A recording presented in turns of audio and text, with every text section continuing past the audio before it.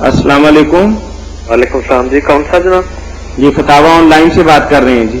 अच्छा, ये तो मेरा एक सवाल है मौलाना साहब से। जी फरमाइए। ये जो दाढ़ी रखना है, ये सुन्नत है या फर्ज है? दाढ़ी के बारे में जो लोग कहते हैं कि ये सुन्नत है, उनका माना ये नहीं होता कि ये लाजमी नहीं है। वो कहते हैं कि ये कुरान में हुक्म नहीं है, सुन्नत में। जैसे खतने का हुक्म, कई चीजें हैं कि वो कुरान में नहीं बयान हुई, ये रसूलुल्लाह ने बयान की है, इसलिए आज से तो उनको सुन्नत कह देते हैं। मगर उनका दर्जा क्या है, ये नहीं होता कि वो घटिया चीज है। एक सुन्नत है जो हम फकीह लोग बोलते हैं कि सवाब का काम है, कर ले ठीक है, ना करे तो कोई बात नहीं, ये उस दर्जे की बात नहीं होती। सिर्फ सबूत की बात होती है कि इसका सबूत कुरान में नहीं, रसूलुल्लाह के इरशाद में है। इसका दर्जा मेरे भाई पता चलता है जब आपने हुक्म दिया कि दाढ़ियां बढ़ाओ, आर्डर भी है। दूसरी तरफ फरमाया कि मजूस और मुशरिकीन की मुखालफत करो, वो काफिर पे दीन दाढ़ियां मूंदते हैं, मुंह से बढ़ाते, तुम उनके उल्ट करो। कहीं फरमाया कि ये दीन फितरत के हिस्से हैं जो शुरू से चले आ रहे हैं 10, जिनमें से दाढ़ी बढ़ाना। ये भी कहा कि अंबिया की जो स्टाइल भी आप इख्तियार कर सकते थे ना जोर देने का, वो दिया। इतना लाजमी और जरूरी हुक्म है कि कोई उम्मत का आलम और फकीह नहीं कहता कि दाढ़ी मुंडाना जायज है।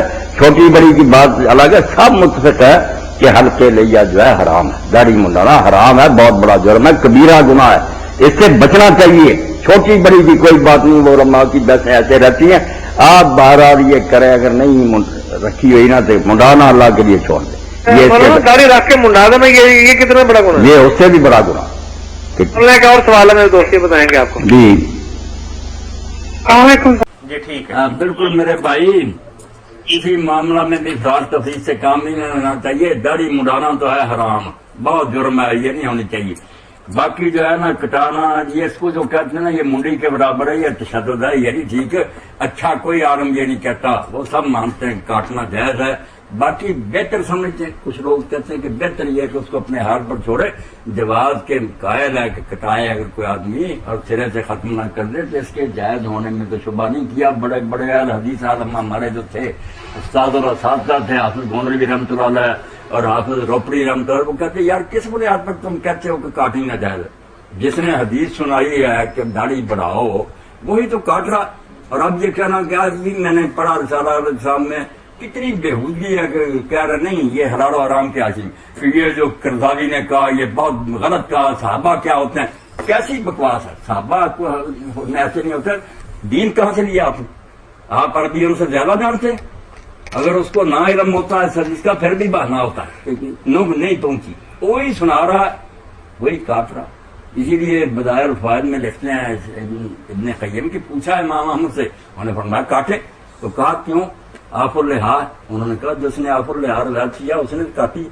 अब या हम उसको फासिक समझें कि वो बेईमान है, हुजूर का हुक्म सुनकर खिलाफ कर, तो उसकी हदीस का क्या एतबार है? हदीस ही गई। और अगर वो अरबी आपसे ज्यादा जानता तो आप आराम करें। सिर्फ इतना ही मतलब है कि सिरे से मुंह न दे। ये अब दराया में इब्ने हजर ने फरमाया तकबीर की कि आफुल लिहाज का माना ये होगा कि सिरे से इसके साथ जाना, जड़ें खत्म करें, ये छोड़ दो। अब ये फा हो गया कि बढ़ गई। अब कितनी बड़ी ये अपनी पसंद है, कोई चाहता बढ़ती जाए बिस्मिल्लाह। मगर ये साहबा और ताबईन, बल्कि अमर बड़ी साहब ने तो फतवा छप गया, वो तो कहते हैं बिदअत है। ये लंबी जो है ये बिल्कुल बिदअत। एक ही हवाला दिखाओ किसी ने सरम में ये रखी है, सारे कटाते थे। तो ये नाजायज ना कहें भाई, अगर कोई रखना चाहता लंबी करे तो कहते हैं जी हज पर ही सिर्फ, ये कहता ये भी हज पर ही सिर्फ काटिए। वो हाफिज रोपड़ी रहमतुल्लाह अलैह फरमाते बकवास करते हो, हज का एहराम खोलते हराम काम कर लिया।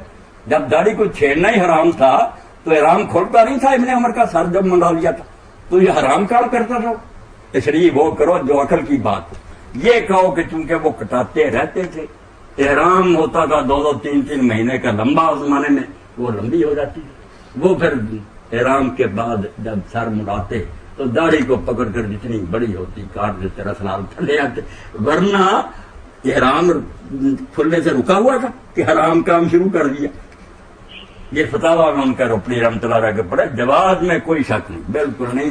और ये फतावा सनाइया में इमाम अब्दुल जब्बार गजनी कहते हैं कि बिल्कुल हिंदुस्तान में तो वाजिब है कटाना, सिखों का तरीका लंबी लंबी दाढ़ियां।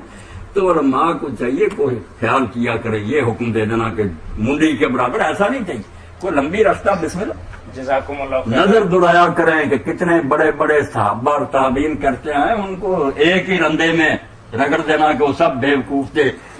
یہ تو ایسا ہی ہے جیسے آج اٹھتے ہیں پرویزی منکری نے سنت یا یہ قادیانی جی صحابہ کو سمجھ نہیں آئی ٹرافی کی ہم سے، تو پھر تو سارا دین مذاق بن جائے گا کہ لوگ کہیں گے ہم زیادہ سمجھتے ہیں. اس لیے میں خدا گواہ یہ صاف کہتا ہوں کہ جو پہلوں نے مانا سمجھانا، جو اس سے ہٹ کر مانا کرے گا وہ گمراہی کی پہلی ہٹ رکھ لے گا، اور پھر کے نائب بنیں گے، روک نہیں سکے، کوئی بھی پھر لنگر نہیں رہے گا. یہ کہنا پڑے گا کہ کتاب و سنت کی وہ تشریح جو سلف صالحین نے کی، بس کتاب و سنت میں نہیں لینا. کتاب و سنت تو سب پھر کے لیے پھرتے ہیں، کتاب و سنت اس تشریح کے مطابق جو صحابہ نے اور تابعین نے کی، پھر آپ بچے رہیں گے، پھر کوئی گمراہ نہیں کر سکے. ورنہ کوئی حال ہی نہیں ہوگا، جس کا جی چاہے گا لغات اٹھائے گا دکھا دے گا تو وہ مانا بھی ہے. دو باتیں جو ہے نا وہ اہل علم کو الگ الگ ذہن میں رکھیں گے. ایک تو ہوتا ہے مسنون یا غیر مسنون، کہ یہ کام سنت ہے، اس میں ثواب ہے یا نہیں، وہ الگ بات ہے، وہ تو دیکھنا پڑتا ہے کہ حضور نے کیا یا آپ نے اس کا کہا.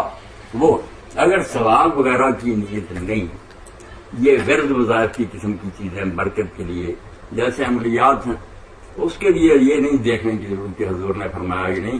اس میں جو خلط ملط کر دیتے ہیں وہ قدم قدم پر پھر ٹکراتے ہیں کہ یہ یار نواب صدیق الحسن نے کیسے اعمال لکھے ہیں، شاہ ولی اللہ نے کیسے لکھے ہیں، یہ حدیث نے کہا.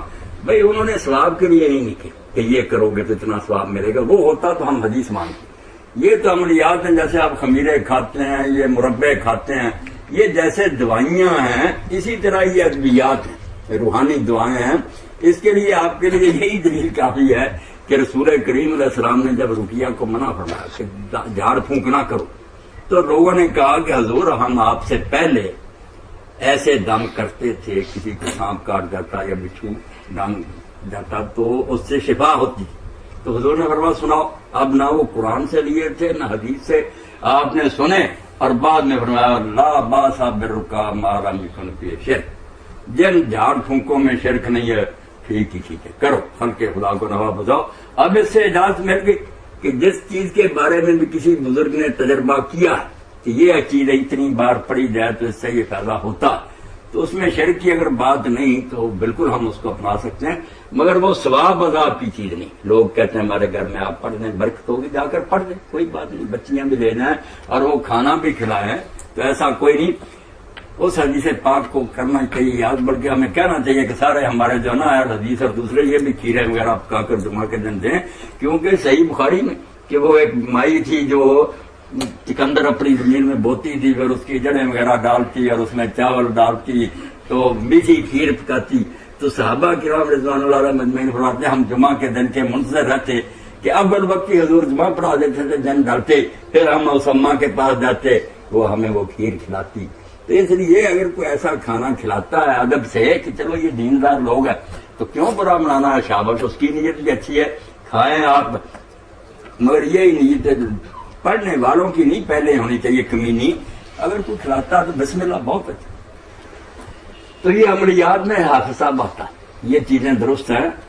ورنہ یہ ذکر اذکار جو ہم بتاتے ہیں نا کتنی بار یہ پڑھو یہ پڑھو، یہ حدیثوں میں نہیں آتا. مگر جب آپ نے اجازت دے دی ان امروں کی جو جاہلیت کے زمانہ میں سے، فرمایا اگر شرک نہیں تو کرو، خلق خدا کو نفع پہنچاؤ.